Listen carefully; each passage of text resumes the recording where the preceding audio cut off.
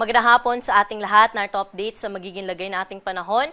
Sa kasalukuyan, hindi na po umiiral itong northeast monsoon o amihan sa anumang bahagi po ng ating bansa. At ang dominanteng weather system ngayon na nakakaapekto sa malaking bahagi ng ating kapuluan ay yung easterlies o yung mainit na hangin mula sa karagatang Pasipiko, na kung saan magdudulot pa rin ito ng mga kalat-kalat na pag-ulan, mga pagkidlat at pagkulog, lalo na sa Eastern Visayas, Caraga at sa Davao Region.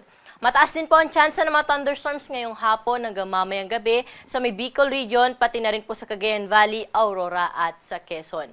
Dito na po sa atin sa Metro Manila, pati na rin sa ibang bahagi pa na ating kapuluan, ay generally magiging maaliwalas naman po yung ating panahon ngayong gabi at kung may mga pag-ulan man, panandalian lamang at ito po ay mga isolated cases lamang, dala rin nitong easterlies. Sa kasalukuyan, wala tayong minomonitor na low pressure area o bagyo na posibleng makaapekto sa ating bansa. Para sa magiging lagay na ating panahon bukas, patuloy na makakaapekto ang easterlies sa may silangang bahagi na ating kapuluan na kung saan magdadala pa rin po ito ng mga scattered rains and thunderstorms lalo na po sa bahagi ng Bicol Region. Pero dito sa Metro Manila, pati na rin sa ibang bahagi pa ng Luzon, ay generally maaliwalas po yung panahon natin, lalo na sa umaga hanggang tanghali, pero pagsapit ng hapon at gabi, lalo na sa eastern section po ng Luzon, ay mataas po ang tsansa ng mga panandaliang buhos ng pag-ulan. Kaya kung tayo po ay lalabas ng tahanan bukas, magdala po tayo ng payong pananggalan na rin po ito sa init ng panahon sa dakong tanghali at sa mga dagliang pag-ulan sa hapon at sa gabi. Temperatura natin dito sa Kamaynilaan bukas ay nasa around 24 to 32 degrees Celsius. Sa mga pupunta ng Tagaytay, 22 to 30 degrees Celsius. Sa akyat sa Baguio City, nasa 16 hanggang 26 degrees Celsius.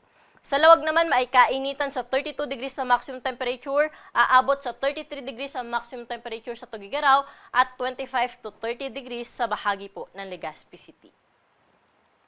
Dumako naman tayo sa temperatura dito sa bahagi po ng Puerto Princesa, pati na rin sa Calayan Islands na kung saan posibleng umabot sa 32 degrees ang maximum temperature.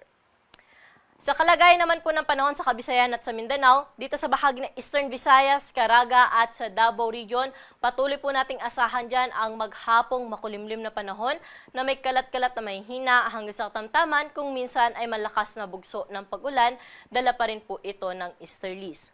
Pero sa ibang bahagi ng Visayas at ng Mindanao ay maaliwala sa panahon ng inaasahan po bukas, ngunit sa hapon at gabi ay maging handa po tayo sa posibilidad ng mga panandaliang buhos ng pag-ulan. Temperatura natin bukas sa Tacloban ay nasa 25 to 30 degrees Celsius. Sa Iloilo, sa Metro Cebu, pati na rin po sa Metro Davao, aabot lamang sa 31 degrees sa maximum temperature. Samantalang sa Cagayan de Oro, 24 to 32 degrees at sa may bahagi po ng Zamboanga City ay nasa around 24 to 33 degrees Celsius. Sa kasalukuyan, wala po tayong gale warning na nakataasan ng mga baybayin ng ating karagatan. Ngunit pinag-iingat po natin yung ating mga kababayan na maglalayag sa may eastern seaboards na ating kapuluan dahil posible po dyan yung moderate to rough na sea condition. Pero sa ibang baybayin po na ating karagatan ay magiging banayad hanggang sa tamtaman lamang ang mga pag-alon. Para sa ating 3D weather outlook sa mga pangunahing syudad dito po sa Luzon, partikular na dito sa Metro Manila pati na rin sa Baguio City, na kung saan for the next 3 days wala tayong inaasahan na malawakang mga pag-ulan maliban po dun sa mga dagliang pag-ulan sa hapon at sa gabi. So generally, maaliwalas po yung panahon natin dito sa Metro Manila at sa Baguio City hanggang Huwebes na po ito. Sa may Legazpi City naman, Martes hanggang Huwebes, magpapatuloy po yung kanilang nararanasan na makulimlim na panahon na may kasama pong mga kalat-kalat na mga pag-ulan dahil po ito sa easterlies. Sa Metro Cebu at sa Iloilo, fair weather condition din yung inaasahan natin for the next 3 days at mataas lamang po yung tsansa ng mga pag-ulan sa hapon at sa gabi.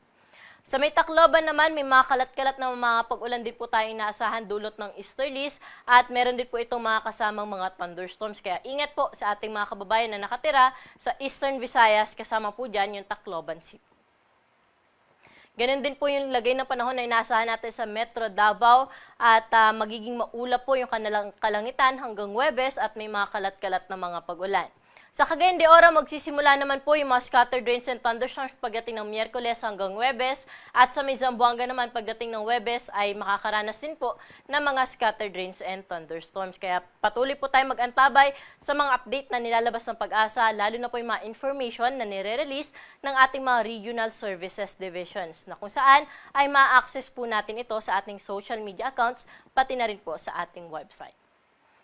At ang araw po natin dito sa Kamaynilaan ay lulubog sa 6:05 ng gabi at muli itong sisikat bukas ng 6:12 ng umaga.